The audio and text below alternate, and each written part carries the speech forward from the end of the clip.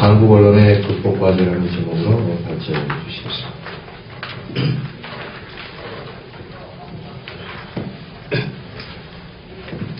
저 손택입니다.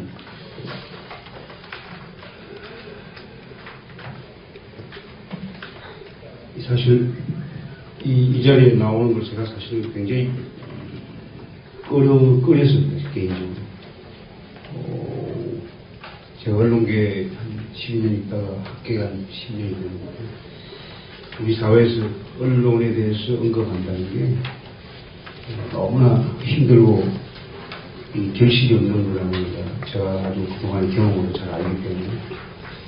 그러나 변호사의 시민회의가 붙인 제목, 편법 무원칙 무질서를 오늘의 한국 언론이 한국 언론에 관련된 한국 사회의 수준이 그렇게 잘 상징할 수 없었고, 또 변호사의 시민회의는 토론을 개최하는 이런 성의를 제가 무시할 수 나왔습니다. 상당히 어렵습니다. 우리 한국 언론. 가장 어려운 큰 이유가 뭐냐면 우리 사회에 관심이 없기 때문에 그렇습니다. 언론을 굉장히 많이 아는 것 같죠?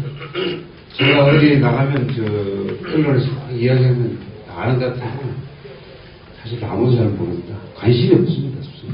제가 이 옆에 조 교수님 계시지만 저한테 몇 년 전에도 저한테 큰 소리 친 기억이 있거든요. 그래도 저는 언론에 굉장히 관심이 많습니다. 그런 것도 잘 없습니다, 사실. 제가 이 조 교수님 그런 말씀을 제가 굉장히 기억하는 게, 우리나라의 소위 말하는 지식인 또는 이 정책 결정에 있는 분들이 언론에 대해서 너무나 무지하다고 그럴 정도로 관심이 없기 때문에 지금 한국 언론이 겪고 있는 이런 현상이 나타나는 겁니다. 어제 나로우가 아마 발사가 되었습니다. 언론에 보면 우리나라 11번째라고 합니다. 굉장하죠. 세계 경제 12대국이고 올림픽에서 금메달 5등 하는 나라, 월드컵 4강까지 가는 나라인데, 제가 여기 보시면 알지만은 얼마 전에 발표한 프리덤 하우스라는 세계적인 NGO에서 발표한 언론 순위, 자유 순위를 보면 197개 가운데 올해가 역시 68입니다. 작년 72, 그전에 67위, 10년째 70위 정에서 맴돌고 있습니다. 근데 문제는 이걸 보면 깜짝 놀랍니다. 우리나라가 어떤 나라인데 그야말로 나로우를 발사해서 세계 10등, 11등을 가는 그런 나라인데 언론 자유가 70이다? 말이 안 되는 소리다. 더욱이 우리나라에 언론 자유가 없다? 누구도 안 믿습니다. 저도 몇 년 전에 무슨 세미나에서 언론을 공부했다는 교수가 한국 언론은 완벽한 자유를 누립니다. 또 실제로 제가 한 6, 7년 전에 관훈클럽 임원들을 상대로, 회원들을 상대로 조사를 해보니까 한국의 언론 자유가 충만되어 있다고 생각하는 70%입니다. 제가 며칠 전에 그저께도 어느 자리에서 모 신문사 논설위원을 지내던 친구가 그대로 그렇습니다. 한국은 언론 자유가 완벽하다. 그런데 왜 70이냐, 왜 70등, 세계가 왜 70위로 평가를 하냐. 궁극적으로 언론 자유에 대한 이해가 전혀 부족하기 때문에, 언론 자유가 뭔지를 모르기 때문에, 그저 기자들이 가진 언론 자유, 프리덤 오브 프레스를 가지고 마구 비판하고 마구 공격하면 그게 언론 자유다. 또는 국민들이 가진 언론 자유, 프리덤 오브 익스프레스라는 거죠. 그걸 가지고 댓글에다 어디다 마구 욕설을 쓰면, 마구 쓰면 언론 자유다라고 하는 아주 왜곡되고 아주 잘못된 언론 자유에 대한 인식 때문이거든요.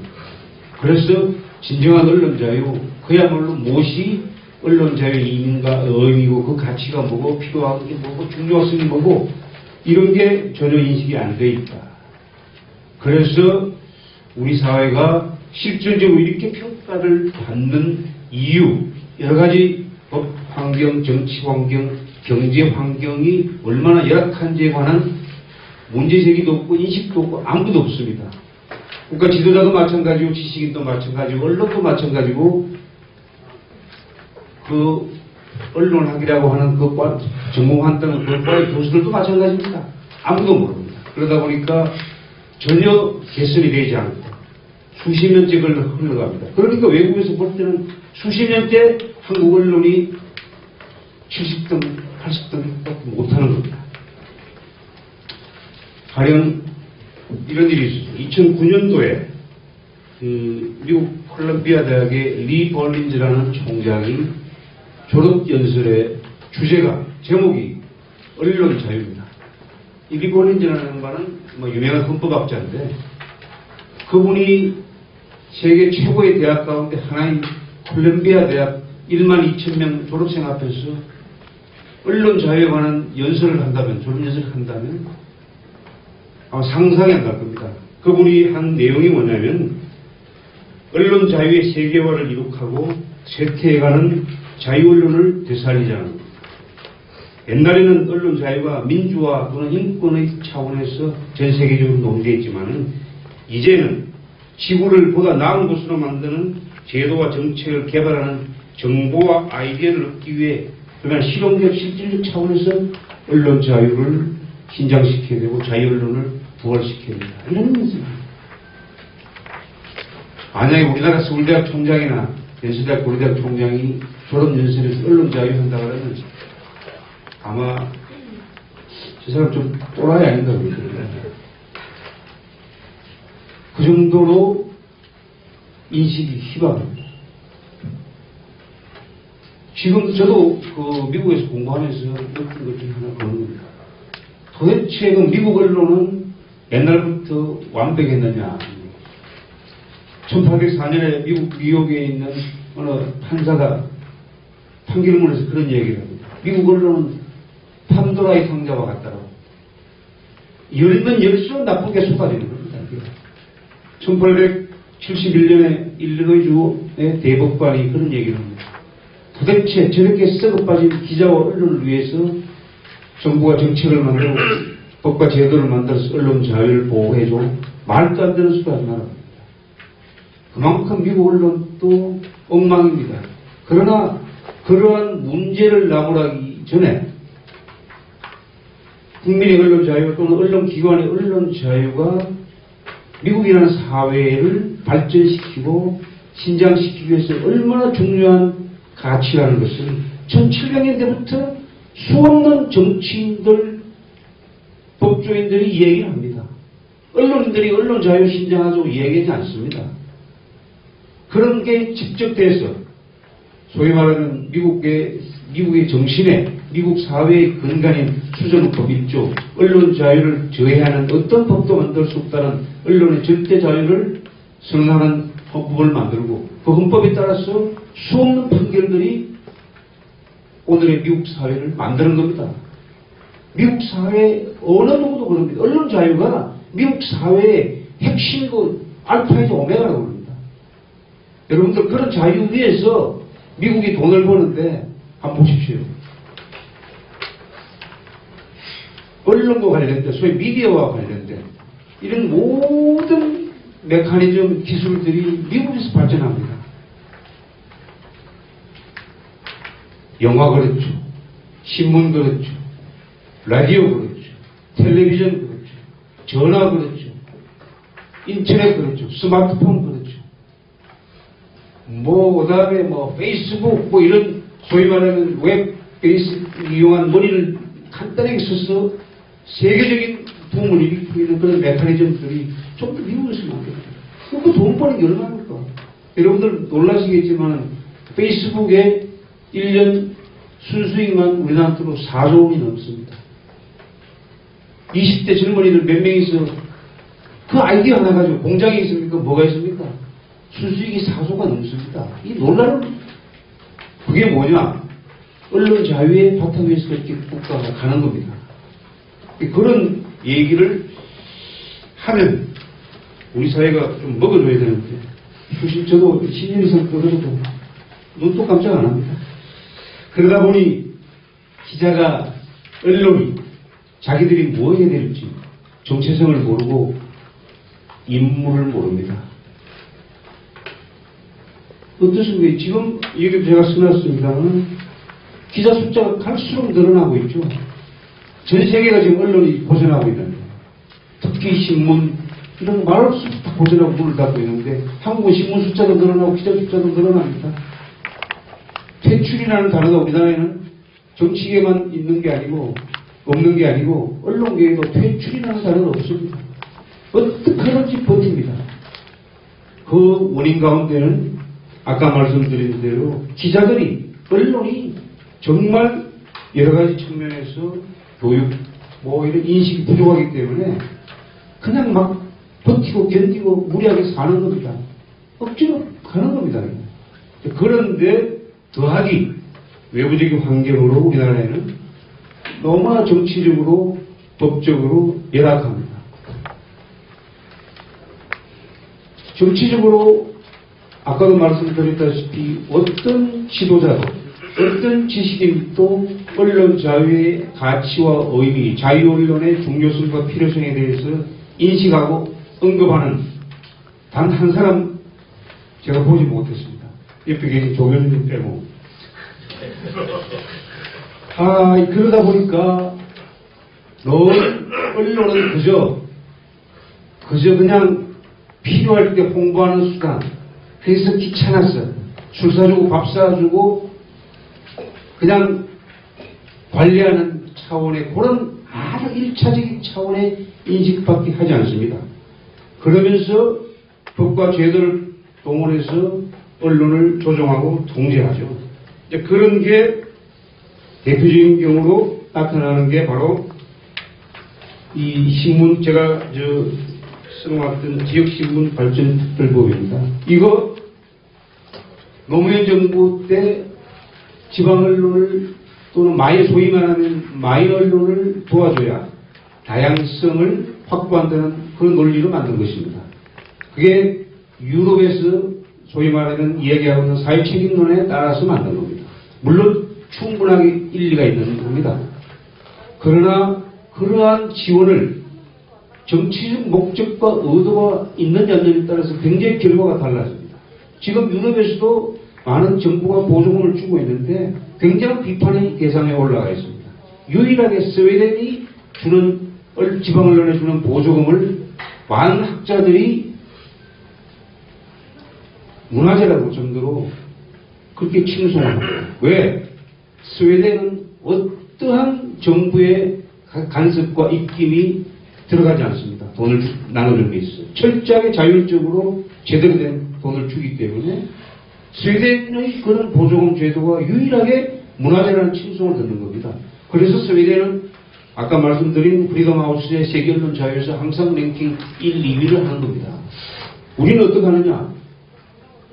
노무현 정부가 만들어서 메이저 언론, 말하자면 조정동 맥주 언론을 제압하기 위해서, 견제하기 위해서 그렇게는 정치적 목적으로 이걸 만든 겁니다. 그러한 전략들이 아까 교육 부분에서 나온 소위 말하는 그람시 이론에서 나온 거죠.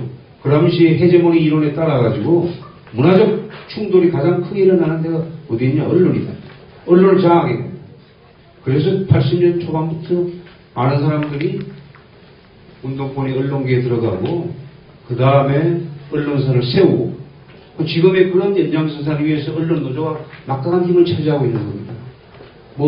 이야기 조금 빗나갑니다만 그런 데 반해서 소위 말하는 보수 우파는 그런 개념도 없고 전략도 없고 아무것도 없죠. 그게 다 아는 겁니다.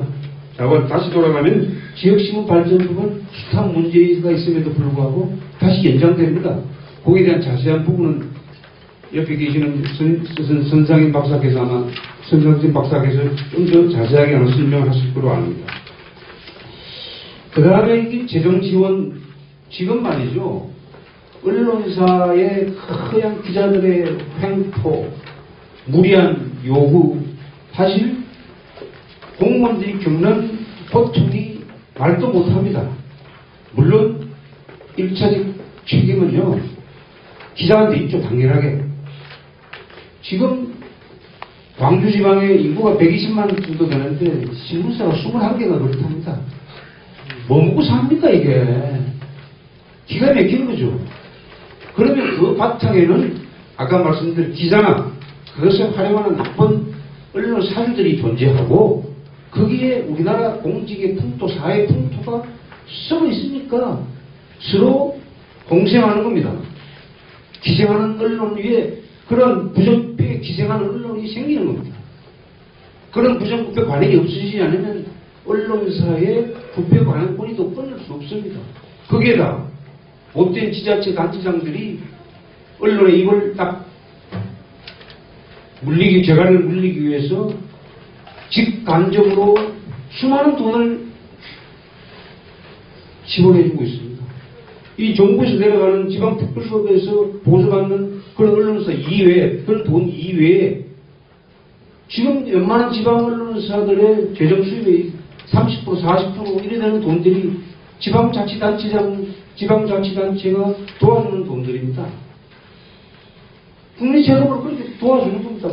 소위 말하면 사이비 기자, 사이비 언론을 위해서 국민 세금이 그렇게 숱하게 쓰이고 있습니다. 그런 현실. 그 다음에 또 이런 정부의 어떤 언론의 그 활용, 언론의 말하자면 그 언론을 어떻게 써먹을 것이냐 하는 논리, 그 하나가 지금 그 종편 정책 같은 거죠. 아까 나로 말씀드렸습니다만 어제 나로 그 방사 장면 텔레비전으로 제가 한번 보면서 2시간, 3시간 동안 9개 채널이 중계방송을 하고 있습니다. 9개 채널이요. 우선 방송 내용의 측면에서 다양성이라는 측면에서 있을 수 있는 겁니다. 우리나라 올림픽 할 때 세계 4개 채널이 하루 종일 올림픽 중계한다고 막무라 하는 사람들 많지 않습니까? 외국에는 올림픽 채널 그렇게 세계 4개가 맨날 하루 종일 중계방송한 적 어디 있습니까? 아무리 나라가 정말 민족의 자랑거리라 하더라도 9개 방송사가 동시에 틀어낸다, 몇 시간 틀어낸다는 것은 이건 엄청난 돈의 낭비고 인력의 낭비입니다.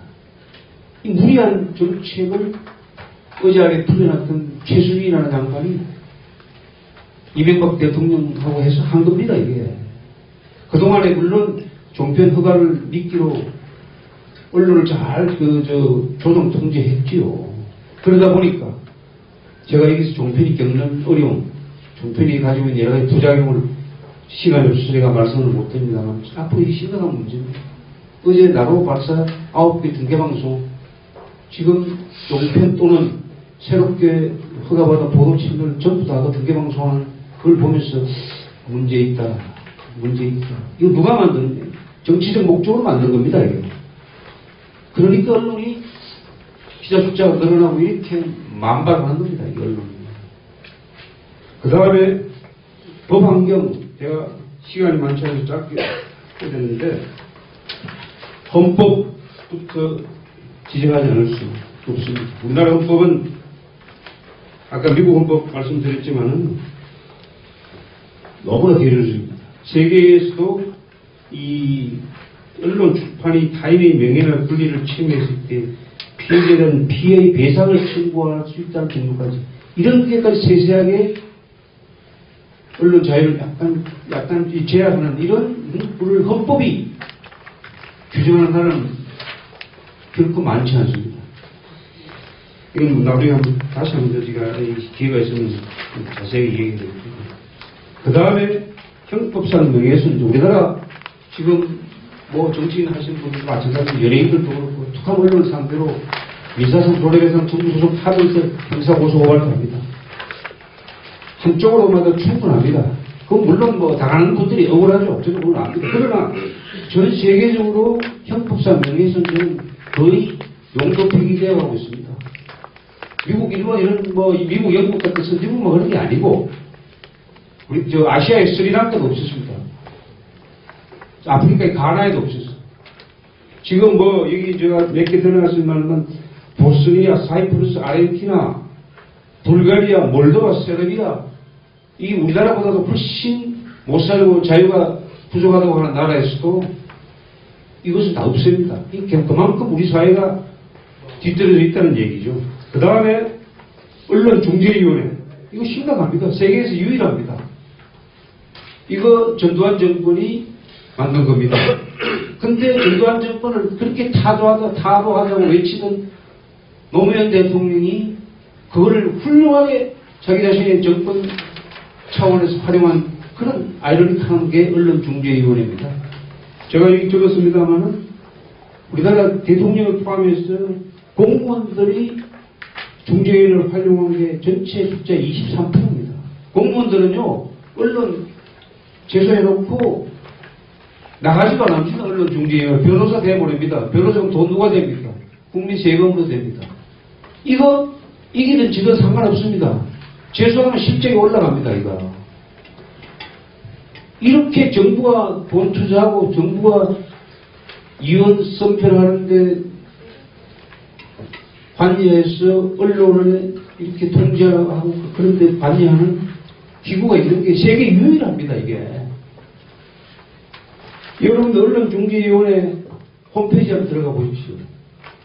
거기 어린이 교육 그래서 말이죠. 초등학생 상대로 교육한다면서 언론의 문제점, 언론의 잘못을 가르치고 있습니다. 언론의 자유가 뭐냐? 이게 얼마나 중요하냐? 자유언론이 뭐냐? 이런 기본을 가르쳐도 시간이 또 남아 참 한 그런 판에 언론이 못된 게 뭐고 기자가 잘못한 게 뭐냐를 먼저 가르치는 이게 잘못된 교육입니다. 세계에서 어느 나라가 언론이 잘못하는데 저 고소고발하시오라고 텔레비전 신문에 광고 나는 나라가 어디 있습니까 이게? 이 기자들이 잘못한 점을 있다 하더라도 이런 식으로 정부가 관여해서 이렇게 하는 것은 이게 소위 말하면 선진국으로 가는 길이 아니라 후진국의 전형이고 모범입니다. 이게 이래가 되겠습니까 이거? 결론적으로 말씀드리면 닭이 먼저냐 달걀이 먼저냐, 기자가 못되니까 이런 법과 제도가 존재해서 기자가 통제해야 되는 건지, 법과 제도가 너무나 세계적인 추세에 뒤떨어지니까 그래서 언론에 대한 인식과 관심이 없고 그러니까 나쁜 기자들이 양산되는 건지, 저도 어느 쪽이 먼저인지는 잘 모르겠습니다만은 어쨌든 간에 지금 한국 언론 환경이 안고 있는 편집법 무질서를 개선하려면요, 전 사회적으로 지도자부터 패러다임을 바꿔야 됩니다. 국가 발전에 언론이 초석이다, 얼마나 중요한 구성 부분이라는 것을 빨리 깨닫고 전체적으로 언론에 대한 교육을, 언론 자유에 대한 교육을 다시 시키지 않으면요, 한국 언론은요, 지금도 전두환 시대 때 허문도 장관 다시 나오는 소리가 매일 나올 겁니다. 그래서 한번 싹 쓸어버려야 된다는 얘기 또 하는 겁니다. 이래가 되겠습니까, 이거? 참 비극입니다, 이거. 비극이 일대 우리 사고의 인식의 전환이 없는 한 이런 비극은 앞으로 영원할 겁니다. 늘 70이 80이 가는 겁니다. 이상입니다.